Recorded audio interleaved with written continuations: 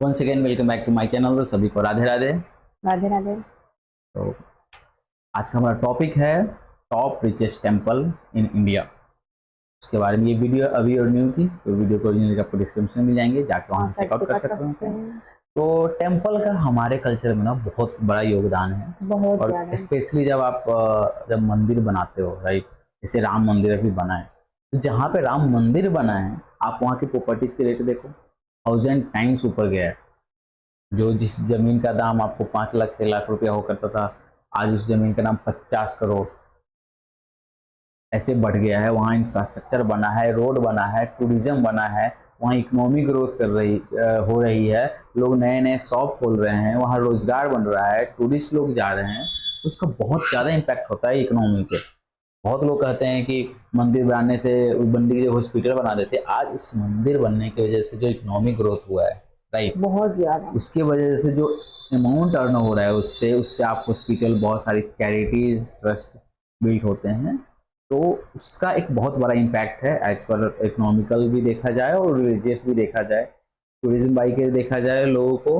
और किसी भी हद से अगर वहाँ कहीं मंदिर बनता है तो उससे बहुत सारी चीज़ें जुड़ी होती। तो आज देखते हैं हमारे इंडिया में कौन कौन सी बड़ी बड़ी मंदिरें हैं, उनकी कमाई कितनी है।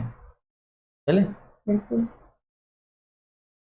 दुनिया का सबसे रिच टेंपल कौन सा है? भारत के मंदिरों से कितनी वेल्थ लूटी गई? और आज इस बात से हमें क्या फर्क पड़ता है? भारत को लोग स्नेक चार्मर्स का देश कहते हैं तो बुरा लगता है। हमारे देश के लिए नहीं, उनके लिए और उनके इग्नोरेंस के लिए। हाय, आई एम अभी और पिछले महीने हमने प्रॉमिस किया था कि हर महीने हम एटलीस्ट एक ऐसा वीडियो लाएंगे जो भारत के एंशिएंट नॉलेज के भंडार को आपके सामने लाए। In the next few minutes हम भारत के कुछ ऐसे वंडर्स के बारे में जानने वाले हैं जिन्हें देखकर आप भी हमारे वेल्थ, नॉलेज और आर्किटेक्चर से अमेज हो जाएंगे। तो अगर आपको इस वीडियो से कुछ नया सीखने मिलता है तो इसे अपने दोस्तों के साथ शेयर कीजिए। भारत की पुरानी नॉलेज को एक नई तरीके से आपके सामने लाना हमारा मिशन है। हमें सपोर्ट करने के लिए हमारे YouTube चैनल को सब्सक्राइब कीजिए और इस बेल आइकॉन को प्रेस कीजिए। नंबर 1, सिर्फ भारत का ही नहीं, पूरी दुनिया का सबसे धनवान टेम्पल है पद्मनाभ स्वामी टेम्पल। ये मंदिर केरला के तिरुवनंतपुरम सिटी में है। इस मंदिर का मेंशन विष्णु पुराण, ब्रह्म पुराण, भगवत पुराण और महाभारत में भी है। इस मंदिर में 6 दरवाजे हैं, जिनमें से 5 दरवाजे आज तक खोले गए। और इन दरवाजों के पीछे क्या मिला? Ancient treasure, bags of gold, जिनमें से कुछ बैग्स का वजन 800 किलो से ज्यादा। यानी अगर एक बैग की वैल्यू भी निकाली जाए और नॉर्मल गोल्ड के रेट से भी देखा जाए तो एक बैग की वैल्यू होती है 400 करोड़। इस पूरे ट्रेजर की वैल्यू 17 बिलियन यूएस डॉलर्स या फिर 1,19,000 करोड़ रुपीस है। रेफरेंस के तौर पर औरंगजेब के टाइम मुगल साम्राज्य अपने पीक पर था, तो उनका रेवेन्यू आज के टर्म्स में 90 बिलियन डॉलर्स था। और ये 17 बिलियन यूएस डॉलर्स सिर्फ प्रेशियस मटेरियल्स की कॉस्ट है। उस पर कारीगरी ऐड होती है तो ट्रेजर की वैल्यू और बढ़ती है। ये एंटीक और कल्चरल वैल्यू ऐड होने पर ट्रेजर की टोटल वैल्यू 10 गुना और यानी 170 बिलियन यूएस डॉलर्स होती है। इन 6 दरवाजों में सबसे मिस्टीरियस दरवाजा है वॉल्ट बी।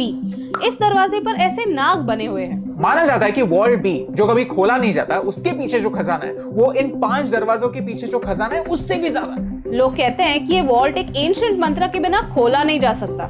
कुछ राज ही रहे तो बेहतर होता है। नहीं तो पता नहीं कि ये संपत्ति कैसे कैसे संकटों को खींच लाए। नंबर 2, हमारे मंदिरों की असली वेल्थ जानने के लिए सिर्फ वॉल्स के अंदर क्या है ये जानना सफिशिएंट नहीं, कभी कभी इन मंदिरों से क्या गायब हुआ ये भी जानना जरूरी होता है। ब्रिटिशों ने भारत से 45 ट्रिलियन डॉलर्स की वेल्थ चुराई, लेकिन अगर कोई था जिसने भारत को ब्रिटिशों से भी ज्यादा लूटा तो वो था महमूद ऑफ गाजनी। इस महमूद ने भारत पर 17 बार इन्वेजन्स किए और लोगों के घरों से मंदिरों तक कुछ नहीं छोड़ा। महमूद ऑफ गाजनी एक रूथलेस इन्वेडर था। उसके मंदिरों को तोड़ने की आदत की वजह से उसे आइडल ब्रेकर कहा जाता था। सोमनाथ मंदिर ऐसे ही मंदिरों में से एक है जिसे 17 बार तोड़ा गया। महमूद ने इस मंदिर से गोल्ड और सिल्वर के आइडल्स चुराए, रूबी के जेम्स लूटे और यहाँ के शिवलिंग को भी तोड़ा। ये बात है 1000 साल पुरानी, जब सोमनाथ के पहले इन्वेजन के बाद उस जमाने के 20 मिलियन दिनार यानी 480 करोड़ की लूट भारत से रातों रात गायब हो गई। और ये बात सिर्फ पहले इन्वेजन की है। इसके बाद 16 बार और सोमनाथ को लूटा गया। इस बात के प्रूफ्स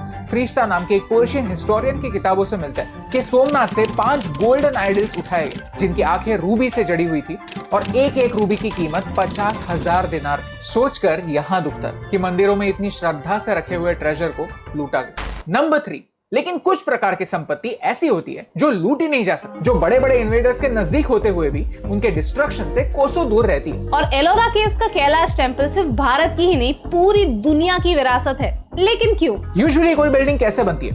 ईंट और पत्थर एक के ऊपर एक रखकर। लेकिन कैलाश टेम्पल दुनिया का लार्जेस्ट टेम्पल है जो एक सिंगल माउंटेन रॉक से कार्व करके बना है। यानी ये सारी डिटेल्स हमारे एंसेस्टर्स ने अपने हाथों से बनाए हैं। How amazing is that. एक गलत वार और पूरा डिजाइन खराब। आज 1200 साल बाद भी आप इस परफेक्शन को देख सकते हैं। लगता ऐसा है कि पूरा मंदिर 3D प्रिंट किया गया है। इस पूरे कंस्ट्रक्शन में जितने पत्थर हटाए गए उन पत्थरों से पिरामिड ऑफ गीजा बन सकता है। आर्कियोलॉजिस्ट मानते हैं कि ऐसा मार्बल बनाने के लिए 100 साल भी काफी नहीं, लेकिन ये पूरा टेम्पल सिर्फ 18 सालों में बना था। और इसे सिर्फ बनाना ही मुश्किल नहीं था, इसे तोड़ना भी उतना ही मुश्किल था। माना जाता है कि औरंगजेब ने अपने 1000 बेस्ट सोल्जर्स को कहा कि इस टेम्पल कॉम्प्लेक्स को तोड़ दो और 3 सालों का समय दिया, लेकिन फिर भी वो ये मंदिर तोड़ नहीं पाए। कैलाश टेम्पल एक प्रूफ है कि कुछ चीजें लूटना बड़े बड़े लुटेरों को भी मुश्किल होता है। नॉलेज सबसे इम्पोर्टेंट संपत्ति है, क्योंकि नॉलेज को कोई छीन नहीं सकता। भारत में ऐसे कई मंदिर है जिनकी कहानियां ईंट और पत्थर से कई ज्यादा मजबूत है। आप बताइए आपको कौन से मंदिर की कहानी सुननी है? Tell us in the comments below. लोग समझते हैं कि Indian temples are places of worship, लेकिन ये बात सिर्फ आधा सच है। हम हमारी किताबें भी मंदिरों में रखा करते थे। वैदिक कल्चर एक रिटन कल्चर नहीं, एक ओरल कल्चर। मंदिरों में बचपन से ही वेदों का ज्ञान बच्चों को मिलता था और दुनिया भर के ट्रैवलर्स रिलीजियस मोटिव से नहीं, एजुकेशनल मोटिव से मंदिरों में रहा करते थे। और ये हमारी असली वेल्थ है जो खुशी खुशी बांटी जाती है। इसीलिए बुरा लगता है जब हम नालंदा यूनिवर्सिटी की कहानी को याद करते हैं। नालंदा सिर्फ एक इंटरनेशनल यूनिवर्सिटी नहीं थी, वो एक मॉडर्न मंदिर थी जिसकी लाइब्रेरी को धर्मकुंज कहा जाता था, जिसका लिटरल मीनिंग है माउंटेन ऑफ नॉलेज। जब बख्तियार खिलजी ने नालंदा को लूटा तब उसने वहाँ की सबसे इम्पोर्टेंट संपत्ति को भी लूटा, वहाँ की लाइब्रेरी। लाखों ऐसी किताबें जो पूरी दुनिया में और कहीं नहीं सिर्फ यहाँ हुआ करती थी, वो जल कर राख हो गई। कहते हैं कि ये आग 3 महीनों तक जल रही थी। हम ऐसे देश में रहते हैं जहां पर हमें बचपन से ही सिखाया जाता है कि किताबों पर पेन से नहीं पेंसिल से लिखो। किताबों पर जरा सा दाग आ जाता है तो हमें बुरा लगता है, क्योंकि हमारे देश का नॉलेज ही है जो हमारी सबसे बड़ी विरासत है, जो 17 बार तोड़े जाने पर भी सोमनाथ मंदिर को 18वीं बार खड़े होने की ताकत देती। हमारे एंसेस्टर्स ने हमारे नाम पर नॉलेज के रूप में एक बड़ी इन्वेस्टमेंट की थी, जिसकी चाबी शायद इन्वेजन्स के वक्त कहीं खो गई, लेकिन उस पर वो ईश्वर नाम का बनिया इंटरेस्ट जोड़ता गया। शायद आज उसी इंटरेस्ट के दम पर नए जनरेशन के शिल्पकार कल के मंदिर बना रहे। इतनी बड़ी बड़ी कंपनीज के शिखर पर एक भारतीय होना क्या सिर्फ एक कोइंसिडेंस है या एक प्रूफ कि ऐसा भी खजाना होता है जो कभी छीना नहीं जा सकता? अगर आपको इस वीडियो से वैल्यू मिली तो इसे अपने दोस्तों के साथ शेयर कीजिए। तो चलिए हिस्ट्री को एक नए नजरिए से देखते हैं। नॉलेज की सीढ़ी बनाकर दिमाग की खिड़कियां खोलते हैं और हमारे पास्ट के फाउंडेशंस पर हमारे भविष्य के मंदिर बनाते हैं। और इस फैक्ट के दर्शन आपको करवाने से मुझे फर्क पड़ता है। क्या मस्त बताए भाई, बहुत फास्ट एंड फॉरवर्ड।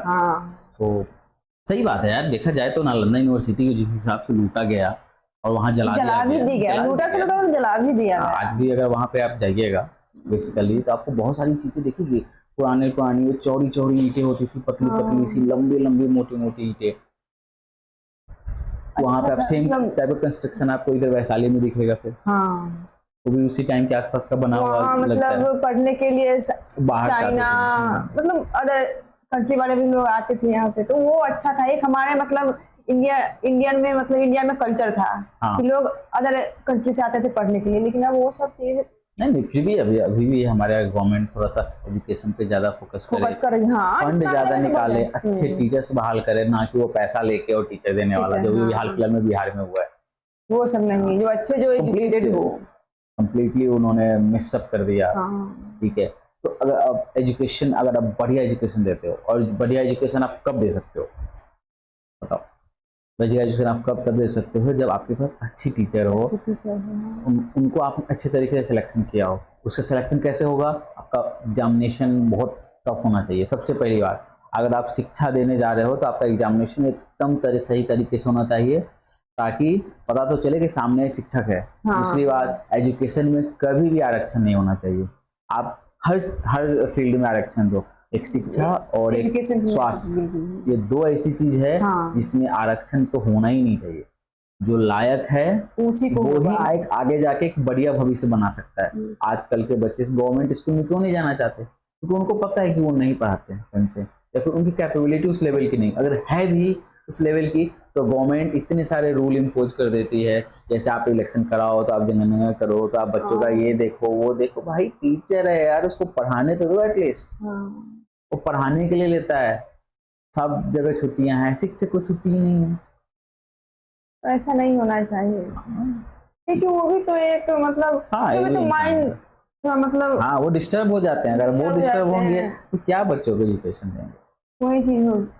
और खास करके अगर हम अभी मंदिर देख रहे थे तो हमारे पास मंदिरों में बहुत सारे खजाने हैं आज अभी भी है। अगर अभी आप तिरुपति चले जाओ तो मतलब पद्मा स्वामी टेम्पल चले जाओ, अभी मैं उड़ीसा चित्रकूट का बालाजी है। होके आया हूँ, वहां पे चले जाओ तो लोगों की आस्था है यार, लोग बहुत। मानते हैं इन चीजों को, आप मानो चाहे नहीं ये मानो। हमारे मतलब एक धरोहर के रूप में है। हाँ धरोहर है, बहुत सारी जो मंदिर है, आप बद्रीनाथ चले जाओ, कहीं कहीं ना भी कहीं मंदिर है, लेकिन मस्त मंदिर को होना देखिए बहुत मायने मंदिर का रखता होने है। का मतलब सिर्फ ये नहीं कि जाके पूजा करना है, पूजा मंदिर करना में है। जाइए वहाँ बैठिए, जब यहाँ फिलहाल में यहाँ बिरला मंदिर जाते हो वहाँ बैठ के मस्त सुकून मिलता है यार, क्या दुनिया के सुकून मिलता है। हाँ दुनिया की आप सारी जो चीजों से पीसफुल लगता है, इतना एक वाइब्स हाँ निकलता है। इतना मतलब क्राउडेड एरिया है, फिर भी होने के बाद भी लगता है कि हाँ एकदम वो peaceful। छोड़िए, आप अमृतसर चले जाइए गोल्डन टेम्पल, हाँ वहाँ भी है। वहां पे जाइए, लोग जाते हैं बैठते हैं, मतलब मन में होता ही नहीं है कि यार ये किसी का है, सिख है, मुस्लिम है, कोई हिंदू, धर्म कुछ तो नहीं। वहाँ कुछ नहीं होना आप चाहिए। जाइए वहां पे, एक जहाँ बार आपका टूर करके जरूर आइए, जो सुकून मन को मिले। शांति मिलता है ना, धीरे धीरे वो गुरबानी चलती रहती है, आप जाइए वहां लोग लंगर देते हैं और मन एकदम शांत रहता है। तो मंदिर पॉजिटिविटी आता है बहुत हाँ ज्यादा। पॉजिटिविटी आता है, तो मंदिरों का हमारे लाइफ में, हमारी चीजों में बहुत रोल है। और आप अपने बच्चों को भी ये चीज सिखाइए, जैसे हम सिखाते हैं कि पूजा करना है, क्यों करना है, ऐसा नहीं कि सिर्फ भगवान होंगे तो ही करेंगे, दैट इज नॉट, एक रिचुअल्स है जो हमें भी परफॉर्म करना है और उससे हमारे कल्चर बनता है। हम हाथ जोड़ना क्यों सिखाते हैं मंदिरों को, जब जो बच्चा किसी चीज को हाथ जोड़ेगा तभी तो किसी एक जीवित इंसान को जोड़ेगा, तभी तो उसके भाव जगेगा। जगेगा।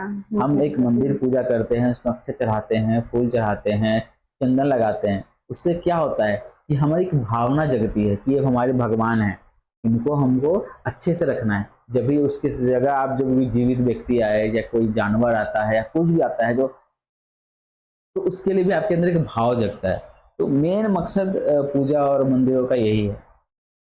तो तब तक के लिए मिलते हैं हम लोग नेक्स्ट अगले वीडियो में, बाय बाय। Bye bye.